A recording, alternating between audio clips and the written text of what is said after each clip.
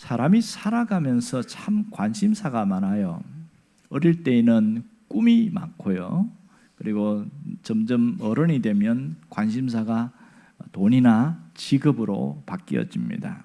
하지만 궁극적인 질문 앞에 서면 관심사가 달라져요. 죽음의 문제에 대해서 고민하게 되어지고 죽음 이후의 삶에 대해서 고민합니다. 사람이 왜 태어났을까? 죽으면 어디로 갈까? 우리 인생은 어떻게 될까? 이게 일반적인 마지막에 있는 사람들의 관심사라고 할 수 있습니다. 어떤 사람은 그렇게 물어요. 사람이 죽으면 어떻게 되죠? 물었더니 어떤 분이 야, 사람이 죽으면 별이 된대. 실제로 그렇게 별이 된다고 생각하는 사람들이 있어요. 여러분 어떻게 생각합니까? 죽으면 별이 될까요? 사람들이 옆에 사람이 그것도 착한 사람이나 별이 되는 거지 너같이 그렇게 살면 별이 안 된다 이렇게 우스갯소리하는 사람도 있습니다.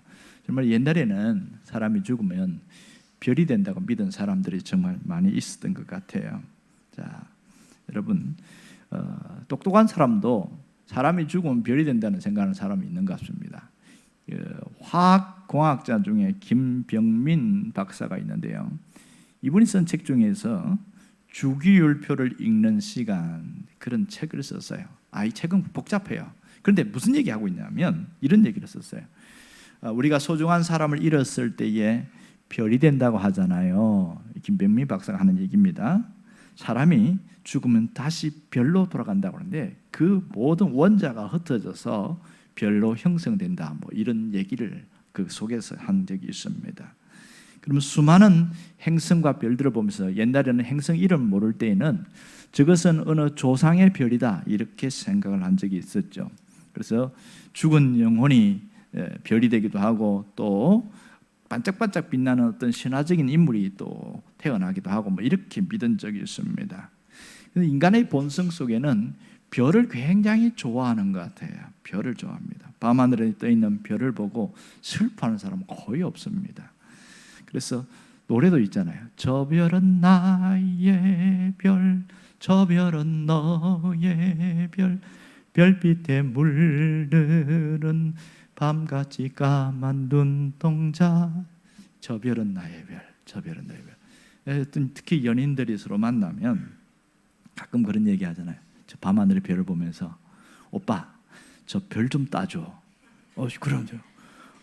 별을 따달라고 그러는 거예요. 그 용감하게 자기가 별 따주겠다고도 이야기를 해요. 실제로 못하면서. 그만큼 그렇게 별에 대한 이야기가 우리 사람들을 편안하게 합니다. 그 알퐁스 도데라는 사람이 쓴 단편 소설에도 별이라는 게 있습니다. 그 보면 그 주인집 아이와 또 남자 아이가 소년이 밤새면서 별을 바라보면서 한 얘기들 그런 얘기들을 써놨어요. 그러니까 별에 대해서는 사람들이 굉장히 친근감이 있습니다. 인간의 마음 속에는 이 별이라는 것이 깊이 새겨져 있는데 그래서 오죽하면 각 나라의 국기에 별을 새겨놓은 그런 나라들이 있습니다. 자유민주주의의 대표적인 나라 중에 미국은 별을 그려놨어요. 저 별이 몇 개 있는지 아세요?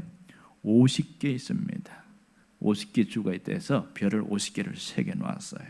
그만큼 별을 좋아한 것이죠. 또 호주라는 나라에도 보면 별이 이렇게 쫙 나와 있습니다. 그런가 하면 또 브라질에도 중국에도 이 중국은 공산주의 사회주의잖아요. 거기도 별이 그려져 있습니다. 그런가 하면 사회주의 중에 베트남도 별이 한 개를 꽉 박아놨죠. 또 북한은 또 줄을 끊고 또 별을 박아놨습니다. 이 별을 굉장히 좋아합니다. 물론 이슬람 국가에도 초승달을 그려놓고 별을 그려놓기도 했고요. 또 그 유대교를 대표하는 이스라엘 같은 경우에는 다윗의 별이라고 해서 별을 또 특별하게 그려서 이렇게 만들어 놓기도 합니다. 국기는 그 나라를 상징하는데요. 그 국기에다가 별을 심었다는 것은 그 나라의 가치, 이념, 사상이 상당히 새겨져 있음을 알 수 있습니다. 물론 의미는 각각마다 다르겠지만 그 별에 대해서 귀하게 여기는 마음은 똑같다고 할 수 있습니다. 그러니까 그 별이 사람의 마음속에 깊이 본능적으로 새겨져 있음을 알 수 있습니다. 태어날 때부터 우리가 밤하늘의 별을 보면서 참 예쁘다 이런 생각을 합니다. 사람들 중에서 별을 보고 기분 되게 나쁘네 그런 사람 아무도 없더라고 보니까.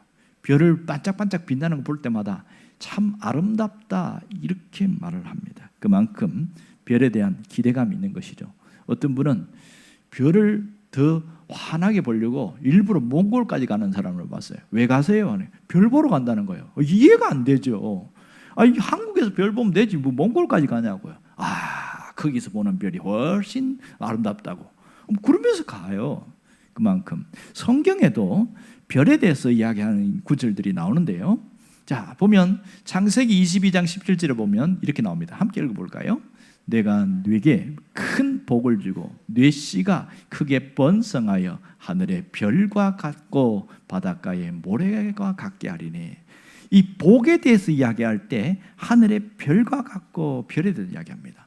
그리고 우리가 받을 면류관에 대해서 이야기할 때도 별에 대한 이야기를 합니다.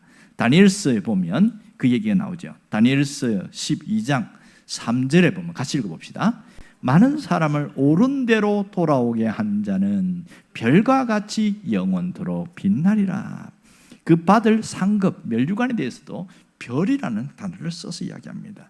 오늘 본문에도 별에 대한 이야기가 나옵니다. 이것은 동방 박사가 자기 나라에서 유대 땅 베들레헴까지 온 이야기를 이야기합니다.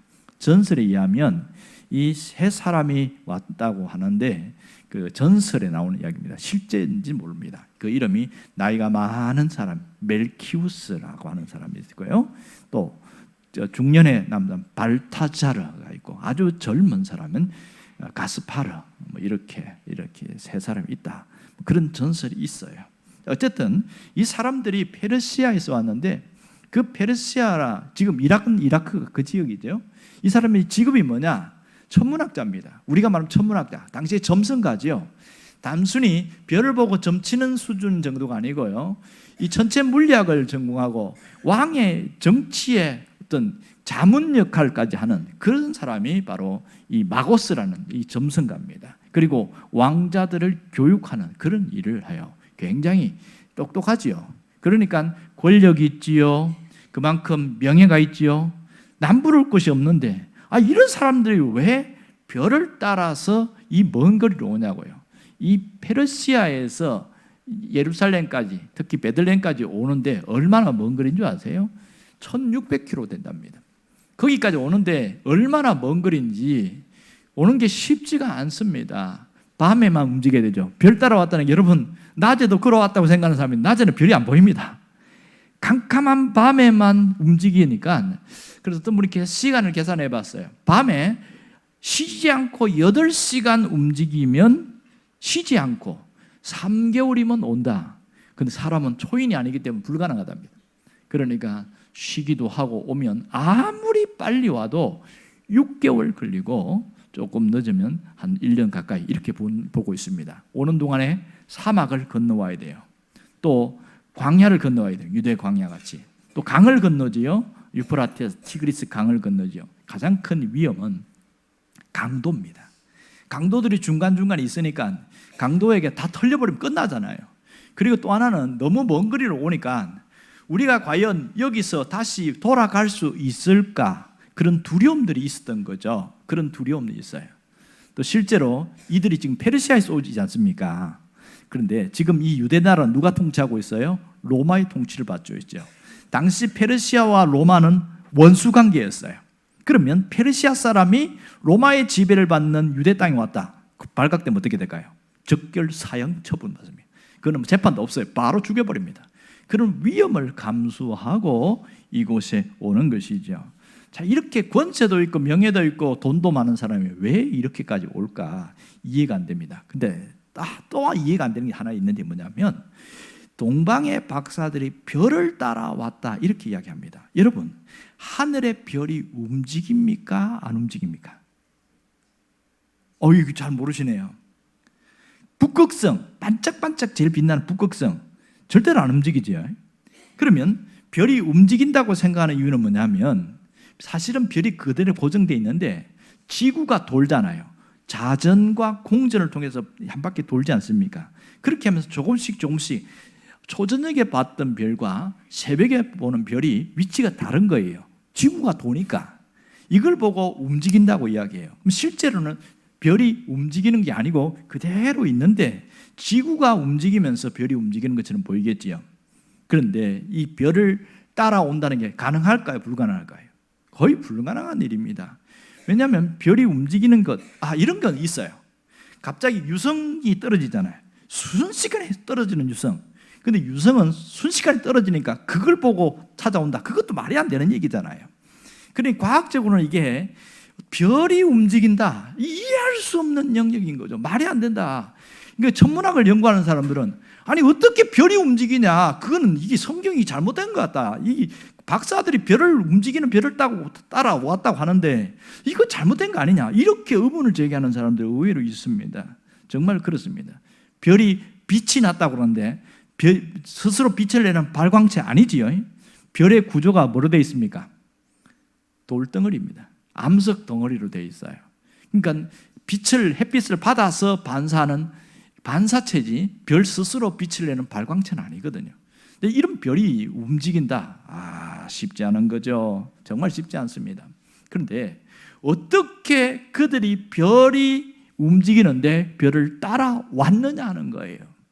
자, 먼저 풀어야 될 것은 그들이 권력과 재물과 명예를 가졌는데도 여기까지 오게 된 것은 그들이 전문가가 뭐예요? 별 전문가잖아요. 그러니까 갑자기 예기치 않은 큰 별이 확 뜨니까 이것은 특별한 왕이 태어나는 것을 예고하는 별이다. 그래서 그 별을, 그러니까 우리가 그 왕께 경배하는 것, 그게 가장 인생에서 최고의 가치 있는 것이라 생각해서 옮긴 거예요. 그 많은 희생을 하면서. 그리고 별이 움직였다. 이게 가능할까 안 가능할까? 사람은 할 수 없지만 하나님은 하실 수 있습니다. 이거는 분명한 일이지요. 하나님이 움직이게 하면 실제로 별도 움직일 수 있습니다. 최근 증명된 게 있는데요. 여러분 들어본 적 있을 거예요. 76년마다 한 바퀴 돌고 있는 헨리 해성이라는 게 있어요. 헨리 해성. 1986년에 우리나라에 왔다 갔습니다. 앞으로 여기 살아계신 분 중에 다시 헨리 해성을 볼 확률이 적습니다. 왜냐하면 2061년도에 다시 우리 지구에 왔다가 갑니다. 이 해성이 유일하게 76년마다 한 번씩 돌아가는 이 헨리 해성이 있어요. 그걸 보면 하나님이 직접 움직이게 하면 가능하다는 것을 실제 이게 증명해 주었어요. 그러니까 이 동방의 박사들이 그 별을 따라왔다고 할 때에 그 별은 하나님이 직접 움직이게 하는 특별한 별이었음을 알 수가 있는 것이죠. 그 별은 누구를 지칭합니까? 메시아가 태어났음을 드러냈고, 그래서 그 메시아가 별이 되었다. 실제 세상을 비추는 별이 되었다. 이렇게 합니다. 성경에 보면 그 메시아 예수님을 향하여 빛이 왔으되 이렇게 표현을 하고 있습니다. 그만큼 하나님이 보내신 그 별을 믿는 자는 별처럼 살게 될 것을 오늘 우리에게 깨닫게 해주는 것이죠. 오늘 예수님이 동방의 박사를 통해서 별이 어떤 별이냐, 이 별은 메시아가 오는 별임을 보여주었고, 우리가 그 메시아를 믿고 받아들일 때 인생을 별처럼 살게 된다. 이걸 정확하게 알려줍니다. 사람들은 저마다 별이 되기를 원합니다. 별을 좋아해요. 그래서 사람들이 할 수만 있으면 다른 사람들에게 드러내져서 뭔가 좀 더 똑똑해지고 위대해지기를 원해요. 세상에 스타들이 참 많지 않습니까? 보면 우리가 매스컴 보면 연말에 보면 대상을 타는 사람들, 가요대상, 연예대상 이런 대상을 타는 사람들을 뭐라고 표현해요? 스타라고 이야기합니다. 별이라고 이야기해요. 그만큼 존중을 받을 만큼 노력했으니까. 자, 이 스타가 되기 위해서 사람들이 젊은 아이부터 일반인까지, 나이 든 사람까지 굉장히 노력하며, 특별히 끼가 있는 사람들이나 얼굴이 굉장히 예쁜 사람들, 또 재능이 대단한 사람들이 그렇게 연예인으로 이렇게 가려고 애를 써요. 세상에 스타들이 있습니다. 스타들은 다 인정과 높임을 받습니다. 아이돌 같은 경우 대단하지 않습니까? 그런데 일반적으로 그런 세상의 스타가 되지 못하지만 가끔 보면 교회에 와서 교회 안에서 스타가 되려고 하는 사람들이 있어요. 그러면 교회가 뭔지를 잘 모르는 사람들은 이해할 수 있지만 교회가 뭔지 충분히 아는데도 불구하고 교회 안에서 내가 스타가 되려고 하는 거예요. 이런 일은 지금만 그런 것이 아니고 2000년 전에 성경이 기록될 때도 그런 일이 있었던 모양입니다. 그래서 성경에 뭐라고 그러냐면 베드로가 교회 안에 들어오면 자기를 주장하는 자세로 신앙생활하지 말라 이렇게 이야기를 했어요. 베드로전서에 보면 자기를 주장하는 자세로 그렇게 살지 말라. 무슨 말입니까? 교회 안에서 스타가 되려고 하지 말라. 교회가 보면 가끔 막 안 좋은 소리가 들리잖아요. 아, 교회가 왜 그래? 교회가 왜 그래? 이러는 것은 스타가 되려는 사람들이 그 욕망 때문에 부딪히는 겁니다. 왜? 인간은 불완전한 존재니까. 여러분, 교회의 스타는 목사가 아닙니다. 교회의 스타는 누굽니까? 오직 예수님이 교회의 스타입니다. 믿습니까? 이걸 인정할 수 있어야 됩니다.